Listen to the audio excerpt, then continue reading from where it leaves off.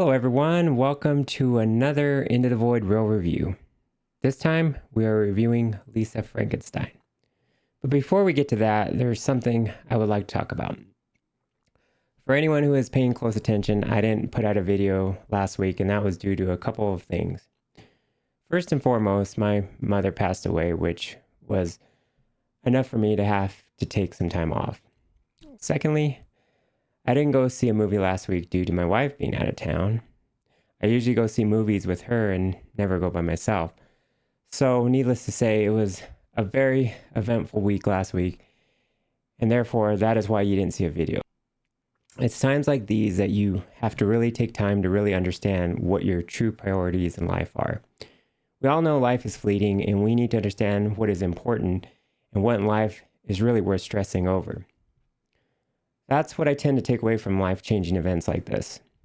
Content creation is important, but it isn't worth stressing over, and I hope you understand that it's a privilege to get to be creative and put out things that hopefully speak to people. Hopefully inspiring them or motivating them to do that thing that they have always wanted to do. Hug your loved ones tight and appreciate that they are in your life. Now on to the review. Right off the bat, I think Lisa Frankenstein has its heart in the right place. It's trying to put a fresh spin on a horror classic from the get-go. It's kind of how Liza P. puts a fresh spin on Pinocchio, but instead of that being in the video game realm, this is obviously in the cinema realm. It's quirky at times and exudes charm, but not often. I think a major problem with Lisa Frankenstein is that the tone is all over the place. It wants to be funny, but also morbid. It's gothic punk that sometimes dresses up in poppy, pink contemporary mainstream. There's a story there that you can appreciate when you're not getting tonal whiplash.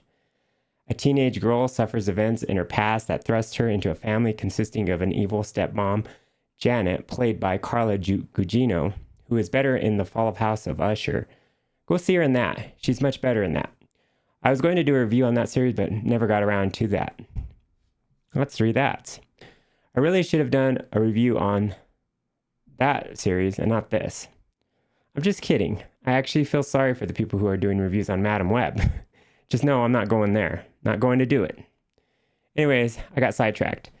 The family also consists of a stepsister, Taffy, played by Lisa Soberano, who is kind of mean to Lisa, but actually seems to have her heart in the right place. She's the one person who seems to care the most for Lisa, and you kind of feel sorry for her later in the movie when all hell breaks loose. I won't tell you the specifics, but the title character Lisa tends to veer off the mental train as the movie moves to its final conclusion, and Taffy is an unfortunate victim in that. By the way, Lisa's played by Catherine Newton, who I feel does a pretty good job here. It's just that the writing fails her because she starts out as this meek girl who likes speaking to the deceased, but then magically becomes this confident debutante who all of a sudden, because of a newfound awareness of her own mortality, wants to sow her royal oats, so to speak, with a boy she is starry-eyed for. Yeah, I know that's a lot to wrap your head around, but you see why there's such a tonal shift, not only for the movie, but also for the lead character, that just isn't very convincing. There's also a sort of a love story going on between Lisa and the dead guy, played by Cole Sprouse. I believe you're here. Do you like music? I have the cure. Ooh. Oh, not that kind of cure. Who comes to life and then is pieced together with different body parts from people in Lisa's life who have done her wrong. There's some symbolism apparently there that the movie's trying to show us. Is Lisa subconsciously building her soulmate by tearing down her hellish reality she finds herself in? Or is there some other message at play? I'm not sure, to be honest. I'll tell you, I was a little surprised where the events take our poor Lisa to in the end. So what score will I give Lisa Frankenstein? I think it's a 6 out of 10 for me. It is something you can wait to watch on streaming if you're so inclined. I am interested in where people will land on the ending of this movie. I want to hear your thoughts, and as always, be sure to like and subscribe. Thank you, and I will see you in the next video.